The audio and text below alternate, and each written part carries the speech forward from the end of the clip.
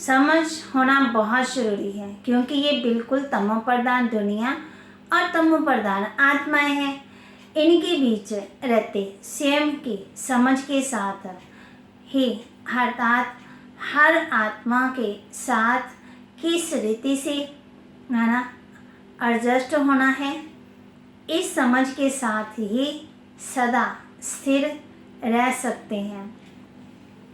तो परमात्मा भी हम बच्चों को यही कहते हैं कि जब कोई बड़ा हिसाब किताब आ जाता है तो बच्चे मूंझ जाते हैं।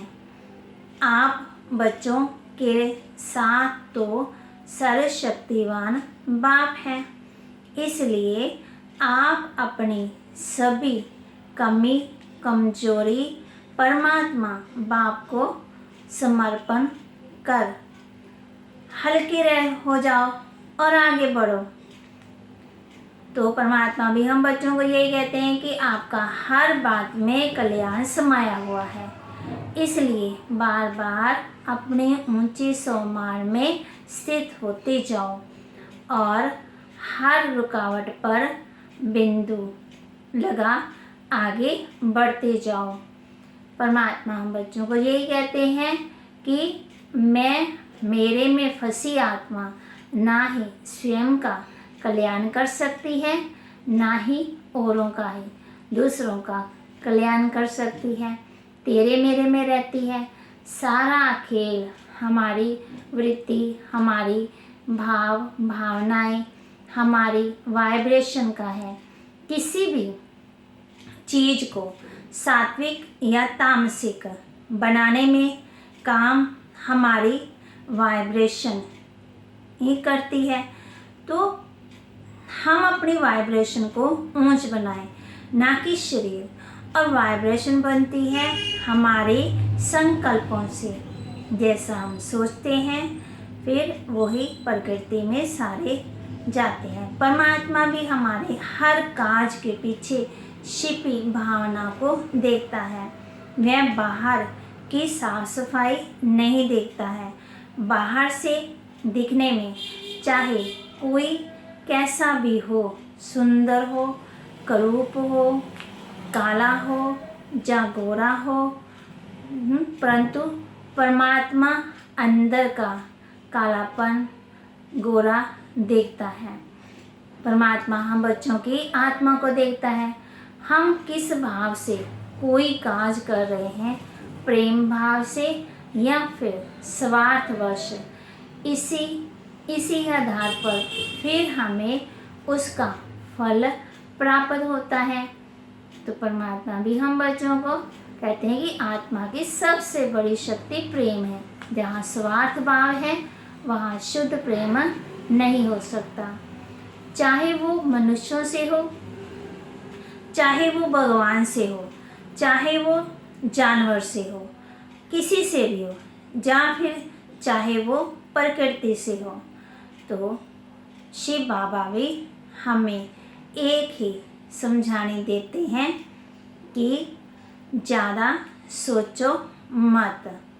कोई भी बात होती है उसे समर्पण कर दो। सोचो मत क्या होगा, कैसे होगा, कल क्या होगा, फिर क्या होगा, क्यों होगा, कैसे होगा, ये सोचना बंद करो। प्रेजेंट में रह करके अपना दी बेस्ट पार्ट प्ले करो। अभी मेरा पार्ट कौन सा है, मैंने कैसा। जहाँ स्वार्थ भाव है वहाँ प्रेम शब्द नहीं हो सकता। चाहे वो मनुष्यों से हो, चाहे वो भगवान से हो, चाहे वो जानवर से हो, चाहे वो मानव प्रकृति से हो, किसी से भी हो, तो शुद्ध प्रेम हर हाल में कल्याण ही चाहता है। सबका कल्याण चाहता है। वो सबका कल्याण चाहेगा। ना तो वो किसी चीज़ को पकड़ता है, ना वो छोड़ता है। शुद्ध प्रेम वाला, कल्याण वाला है ना, यही करता है। हर चीज़ में सॉल्व करेगा। हमारे अंदर की शक्ति ही हमारी संपन्नता को लाती है। कौन सी शक्ति है? बुद्धि में दिव्यता की शक्ति। जितना हम ज्ञान सुनते जाएंगे अर्थात हमारे अंदर दिव्यता आती जाएगी, अर्थात जैसे ही बुद्धि में रावण की शक्ति खत्म होती है तब राम की शक्ति जागृत होती है। अच्छे गुण, अच्छे चीज़ें आती हैं। जो राम की शक्ति है ना, वो ही हमारे सम्मान को जगाती है। रावण की शक्ति तो हमारे को मानने नहीं देती, वो सुनने नहीं देती, वो देखने नहीं देती तो कि मैं राम हूँ।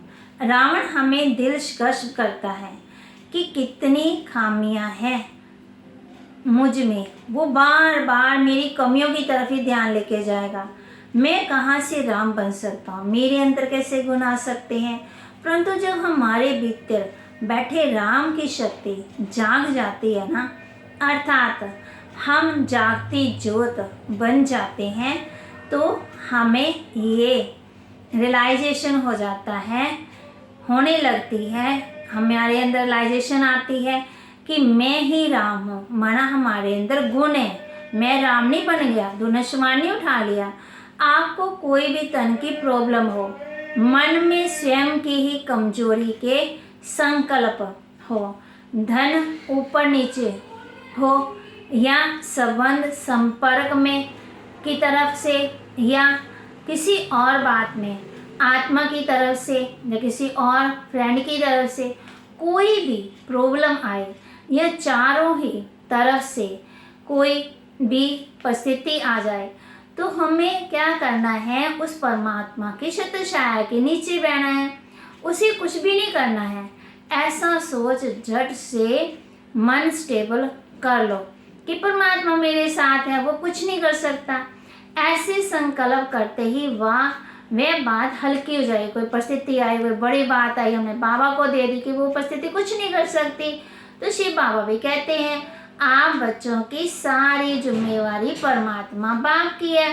परंतु तब जब आप अपने संकल्प ना चला परमात्मा पर समर्पण हो जाते हैं ना, तब ये होता है, तब हमारी परिस्थिति, हम परिस्थिति से निकल जाते हैं। जितना जितना आप परमात्मा बाप की श्रीमत अनुसार चलोगे उतना ही अपने आप को ऊंच समझेंगे, अन्यथा आप खुद समझदार को। तो परमात्मा भी हम बच्चों से यही चाहते हैं कि मेरे बच्चे समझदार बने। अब भी थोड़ा समय है तो अपना भाग्य बना लो, बाबा बच्चों को कहते हैं, अन्यथा बिल्कुल थोड़ी से समय के बाद ये पुरुषार्थ और मुश्किल होता जाएगा, क्योंकि हम कर ही नहीं पाएंगे, परिस्थितियाँ ऐसी बढ़ जाएंगी। क्योंकि एक तो आपके अलबेलेपन का संस्कार पक्का होता जाए, कर लेंगे, हो जाएगा, कर लेंगे, और दूसरा वातावरण का प्रभाव दिखाई देगा।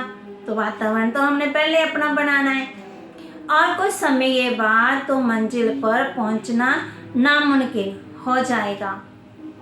तो परमात्मा भी हम बच्चों को शिव बाबा यही कहते हैं, क्योंकि तब तो परमात्मा बाप भी साक्षी हो जाएगा। तो बाबा हम बच्चों को यही समझाते हैं, स्थूल अर्थात बाहर देखना, कोई क्या कर रहा है इस पर अटेंशन रखना, कोई क्या खा रहा है, कोई कैसे पी रहा है, कैसे चल रहा है, कैसे बोल रहा है, और सूक्ष्म अर्थात अपने भीतर को देखना, मैं क्या कर रहा हूँ, मैं दूसरों को चेक कर रहा हूँ, क्या सोच रहा हूँ, क्या बोल रहा हूँ, क्या देख रहा हूँ, इस पर ध्यान देना है। तो जितनी हम स्थूल की वैल्यू कम करते जाते हैं, तो उतनी हमारी सूक्ष्म की पावर भी बढ़ती जाती है। बाहर का मतलब बातों को ना देखे ना सुने, ज़्यादा उसमें ना जाए ना, तो स्थूल की वैल्यू ज़्यादा, तो सूक्ष्म में हम कमज़ोर हैं, फिर क्या होगा, और कमज़ोर हो जाएंगे फिर। और अगर स्थूल की वैल्यू कम है तो हम सूक्ष्म में पावरफुल हैं, और एक पावरफुल आत्मा ही हर चीज़ को क्या कर सकती है, ओवरटेक कर सकती है। और परमात्मा भी, शिव बाबा भी हम बच्चों को कहते हैं, स्व के परिवर्तन के लिए जिन जिन संकल्पों की ज़रूरत है, तो अब शिव बाप चाहता है कि हम केवल और केवल वो ही संकल्प करें, एक बाप दूसरा ना कोई।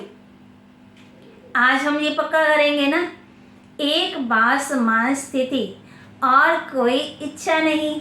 इस इच्छा में पूरा बल भर जाए ना, भरोसा आ जाए, कोई इच्छा बुरी नहीं है और कोई इच्छा अच्छी नहीं है। बाबा बच्चों कहते इच्छा में अच्छा नहीं बनने देते।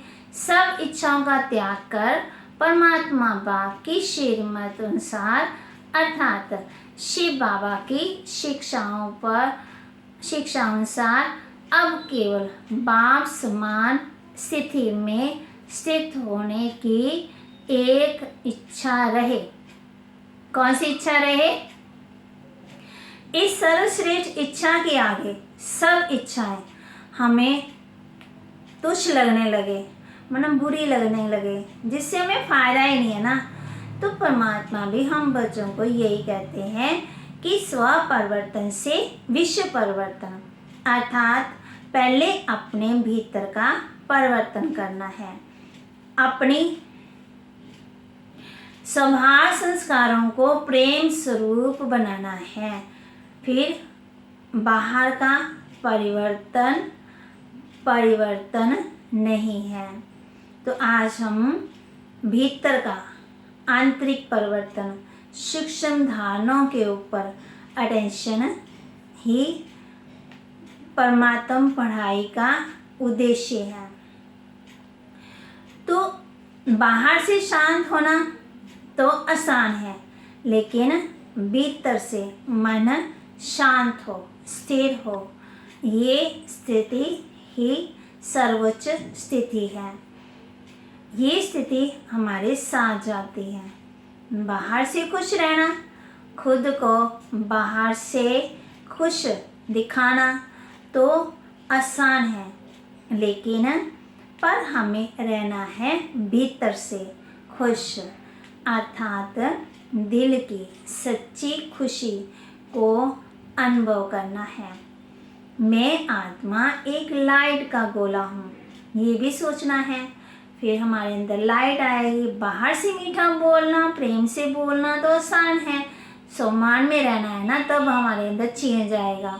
परंतु भीतर मन मिठास से भरपूर हो जाए, शुभकामना से भरपूर हो जाए, सच्ची तपस्या इसे ही कहते हैं, खुद को परिवर्तन करना। फिर हमारे चारों तरफ लाइट ही लाइट होगी, फिर चारों तरफ लाइट फैलती रहेगी। वैसे भी घृणा करना, बात बात में मन से भारी हो जाना, सोच में आ जाना, पश्चाताप करना, तो डर जाना, संतुष्ट ना होना, फिर कंपैरिजन करते रहना, दूसरों के साथ बातें सोचते रहना, उस बातों में फंस जाना, पुरानी बातों में मन से पकड़ कर रखना, ये भी अपवित्रता है। परमात्मा हम बच्चों को यही कहते हैं कि बच्चे ऐसी बातों को हमने अपनाना नहीं है, इनको भूलना है। जब हम इनको भूलेंगे तब हमारे अंदर सच्ची शांति, सुख और पवित्रता आएगी। फिर परमात्मा हम बच्चों को यही कहते हैं कि बच्चे इन बातों को जितना भूलेंगे उतना परमात्मा की याद आएगी। मतलब पिछली बातों को हमने याद नहीं करना है, अपनी विल पावर को कम नहीं करना है, विल पावर को हमने बढ़ाना है, कमज़ोर नहीं होना है, शक्तिशाली बनना है।